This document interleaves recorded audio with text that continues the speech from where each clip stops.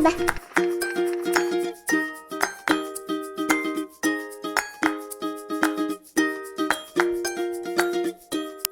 Hi, everyone, and welcome to Season 4 of Parent Talk, everything parenting and more. I'm your host, Geneviève Heather, mom of two, and I'm, of course, with my co-host, Heather Fox. Hi, Heather. Hi, everyone. Yes, I'm Heather, co-host of Parent Talk and also a mom of two.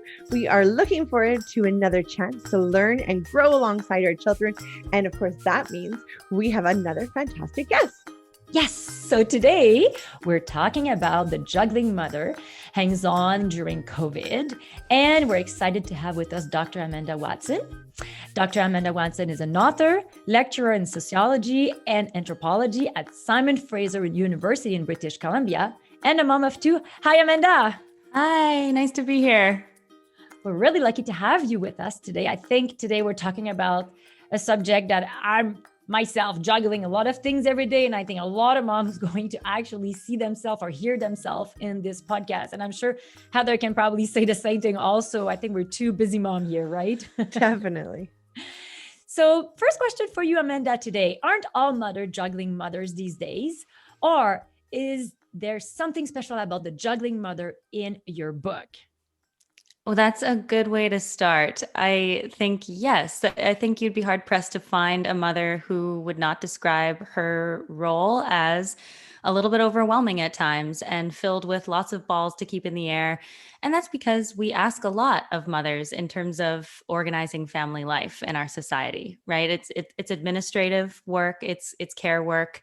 You need to be very organized. But the juggling mother that I have researched and that I'm talking about in my book is also a bit of a critique of this subject. It's a critique of the pressure on mothers to kind of perform their role this way and to show that they're doing it all the time, to be valued and to feel seen and to feel worthy and like worth something. But it's also a bit controversial in that I'm saying that this juggling mother needs to display how busy she is and how talented she is at both paid and unpaid work at this moment in society to be seen as doing the most. Yeah. So in that sense, it's like a bit different. It's not just that like we're overburdened. It is that critique, but that critique's been made for a few decades and not a lot is changing. So my core curiosity going into this research was like, why? Why are we stuck? Why are women now in the workforce? Why are most women in the workforce? And also this second shift of unpaid work is still falling disproportionately to women. So what's going on there? What is it about our own conditioning? What messages are we receiving? So my research is on media representations of this juggling overburdened mother. And she's not just busy, she's like burnt out. She's like doing the most. You can picture her. She's in Swiffer ads and on magazine covers, and she's, in like movies are made about this person. But the critique there is that this juggling mother who's doing paid and unpaid work and keeping it all together never quite drops the ball to the detriment of her family's well-being. So it's an unsustainable ideal that we're struggling toward. And if we keep doing that, we're ignoring opportunities to actually like resist some of these pressures. Definitely. So what was the most challenging thing about writing a book about motherhood while adjusting to life with two young kids yourself?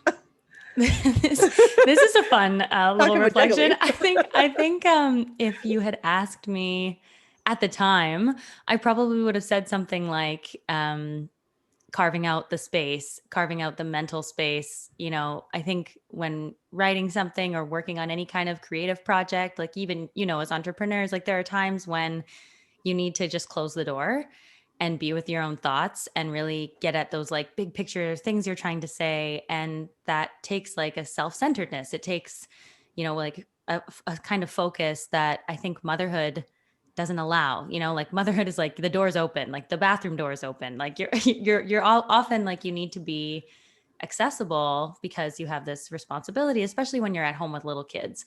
And I wasn't, for the most part, when I was writing, like the kids were little. I had a newborn and almost 2-year-old, but they had childcare in the daytime once they were one, each of them. And I had some space to carve out.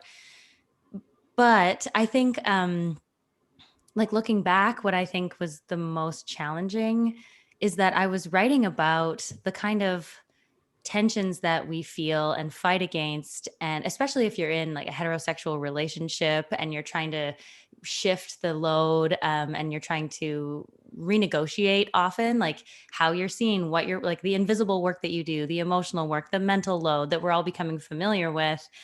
I was like living that fight on the home front and criticizing it in my work. And so sometimes it was just like too much. Like I was in a mood for a lot of the big writing days, because I was like, how can I be criticizing this and putting it out in the world in such a confident way and saying like, this is what we have to do. These are the solidarities we need to form. And this is why I have hope. And these are the struggles. And then like I would return to my own private life and be having these fights like in the kitchen and the bedroom, right? Like the same things that I'm saying.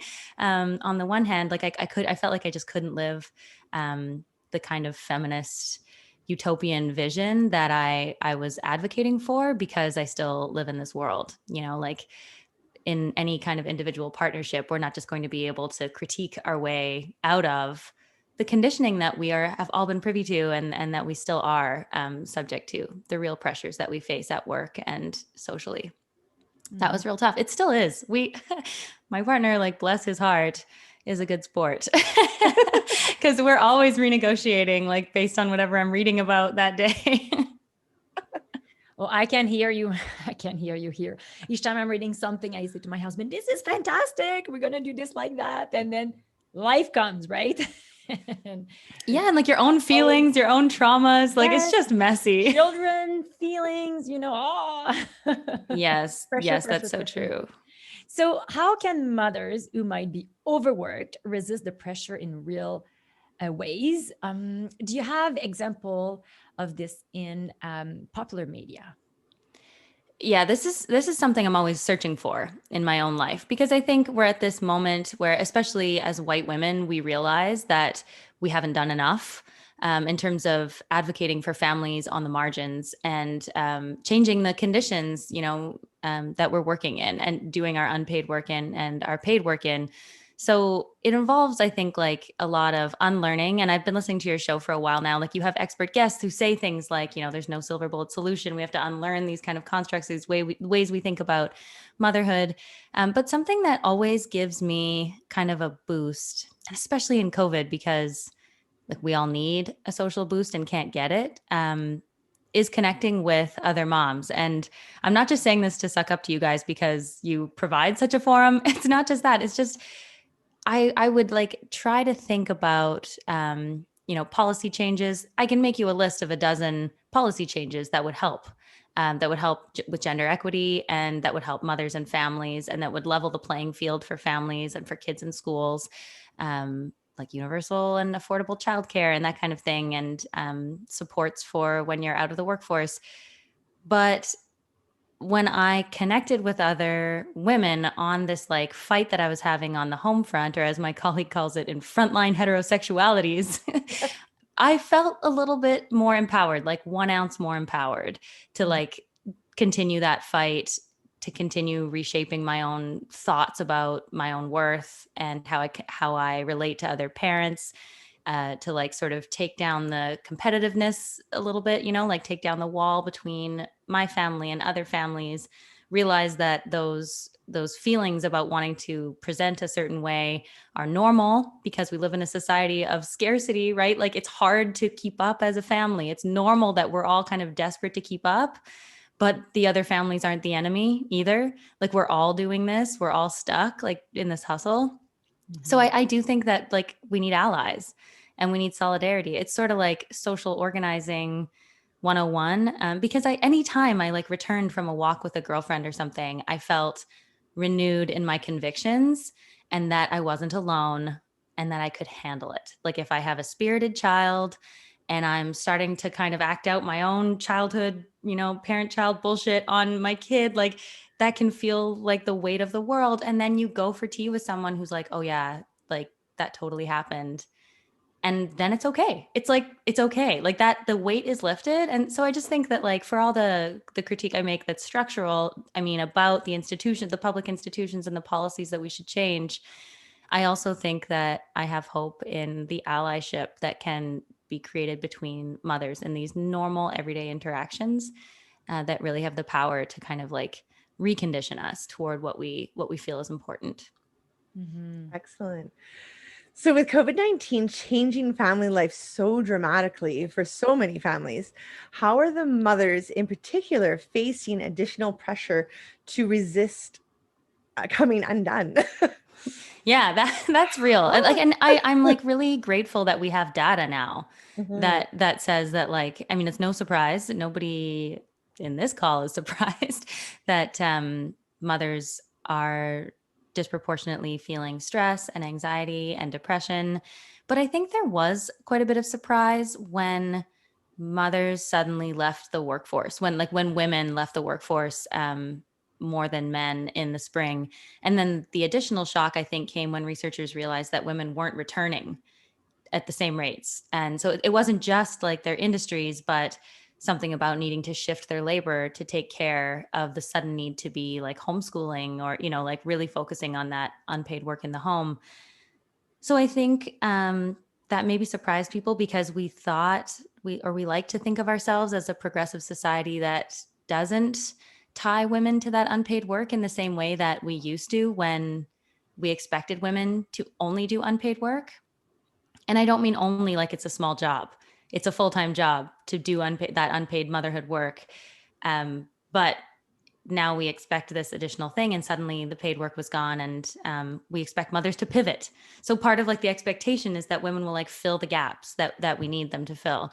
So I just I think that now we can see how much pressure we put on women and how little supports there are. Like what would it have been like had we centered like children and women at the beginning of the pandemic, and said like, we're going to take care of your income loss, and you don't have to quit your job or whatever, you know, like it just wasn't women centered, because we still have this expectation that that women can do a lot.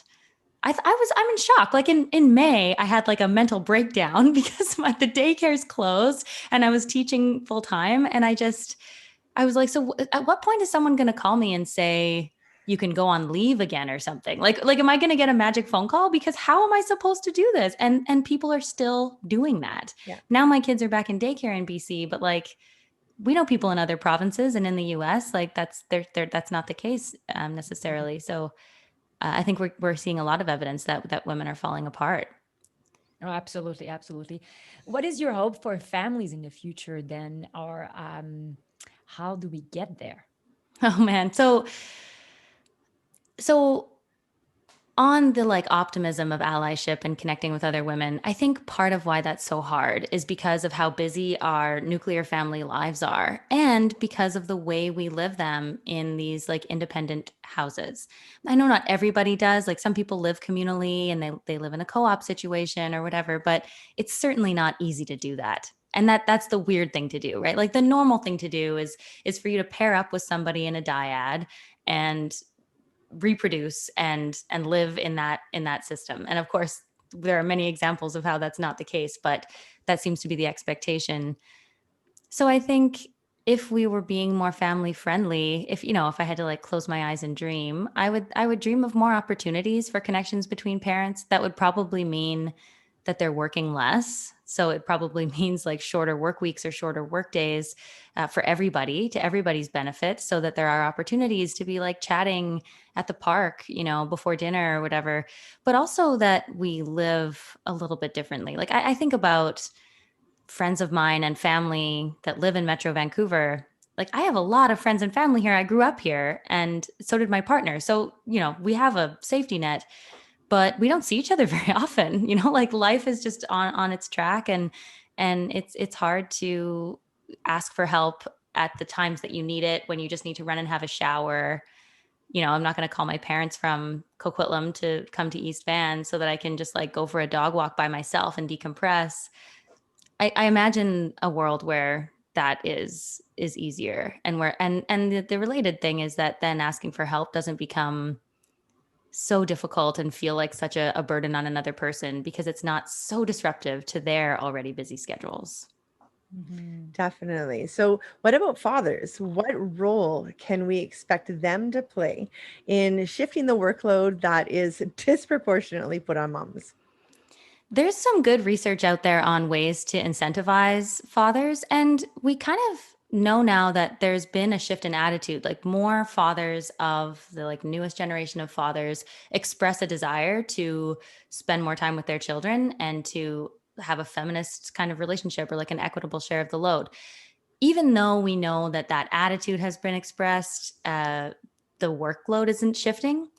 And so there are a few things we can do. We can look at organizational culture, right? Like work culture and the like pressures that we put on men in terms of performances of a good worker, right? Like never leave before the boss leaves, you know, like really kind of old school ideas about what a good worker, citizen, breadwinner looks like. That kind of thinking stigmatizes parental leave, you know, taking sick days because your kids are sick. These kinds of things are still done disproportionately by women. And so mothers will still face this kind of motherhood penalty in terms of stigma in workplace culture. So I think there's a long way we can go in workplace culture to both shift responsibility toward dads. Maybe it's responsibility that they're also asking for. So it's about like the workplace culture, not the individual dads.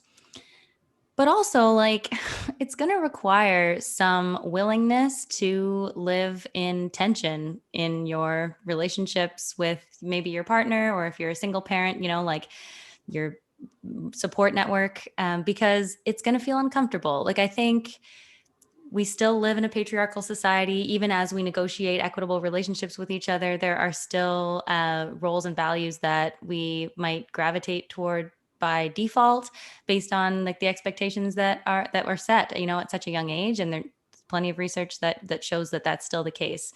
So I think it's like, dads, get ready. This isn't going to be all exciting. It's going to be awesome when you take leave and get respect for doing so and have a better relationship with your kids. And it's also going to be super tense when you have to be the one who goes and picks them up because somebody threw up at daycare, and you're going to miss that promotion that your wife is used to. That's used, like that happens to women all the time. And it doesn't happen to men as much. So it's going to be painful. It's exciting and painful, I think. That's I think the truth of it. Like it'll be rewarding, but there'll something like power has to be given away. And that probably doesn't feel very good. It's hard sometimes to let go, learn to let go. It's not something that is easy.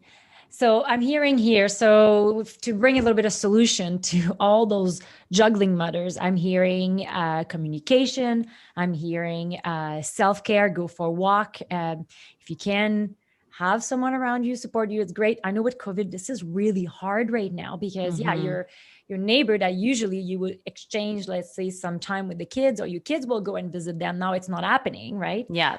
So do you have any other tips or tricks, or what can we do if we need to take care of ourselves as juggling mother?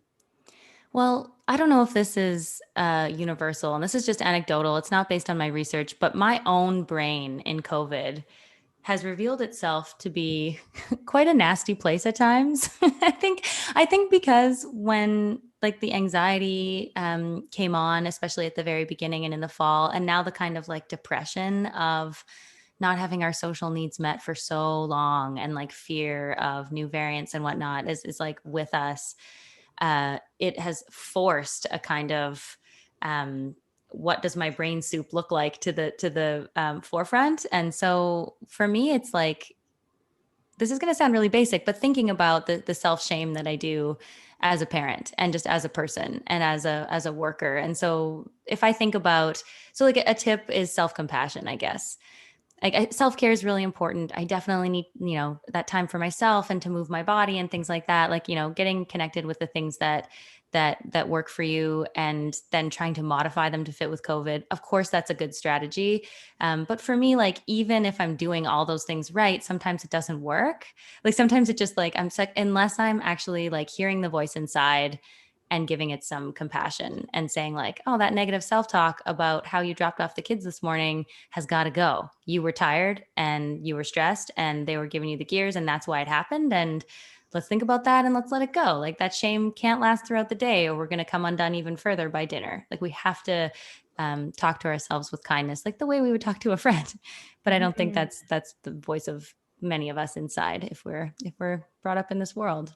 Yeah, our voice can be a little bit harsh sometimes. I like to say sometimes, when you have the octopus in the face, like all what you see, it's absolutely nothing. You have the octopus in the face, and I've never heard that, but that's hilarious. you got the octopus in the face, and you're walking around with the octopus, and you see nothing. It's stuck in there, right? You need to pull it every single leg at a time.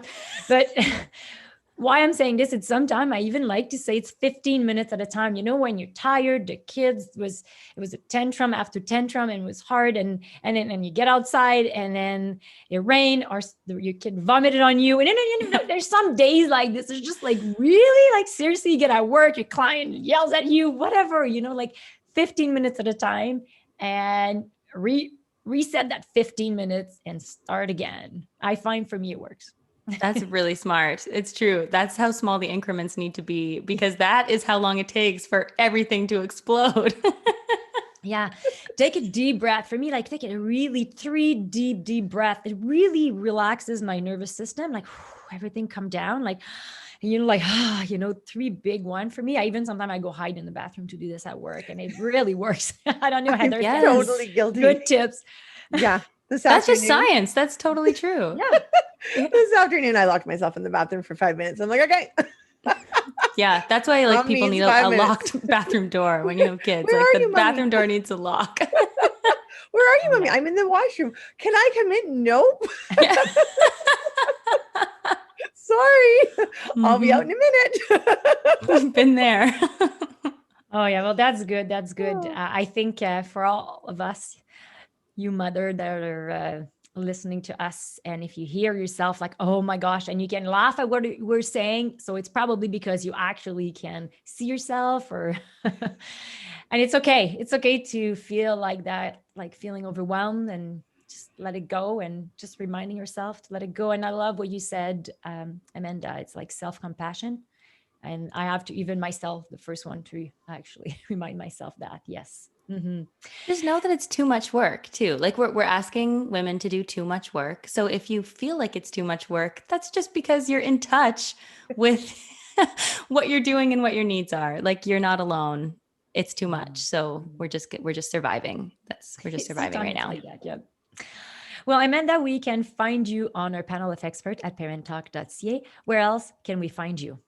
I am on Twitter and Instagram at Spin Dr. Watson, with the doctor spelled DR. And you can find my book at ubcpress.ca online, or if you're in Vancouver or Metro Vancouver, at Massey Books in Chinatown. And I think they still have signed copies.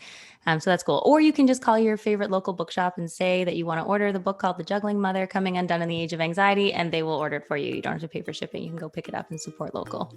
Oh, that's awesome. Well, that concludes today's episode. Heather and I would like to thank you, Amanda, for taking the time to be here and bring so much value to all of us parents, helping us be the best parents we can be.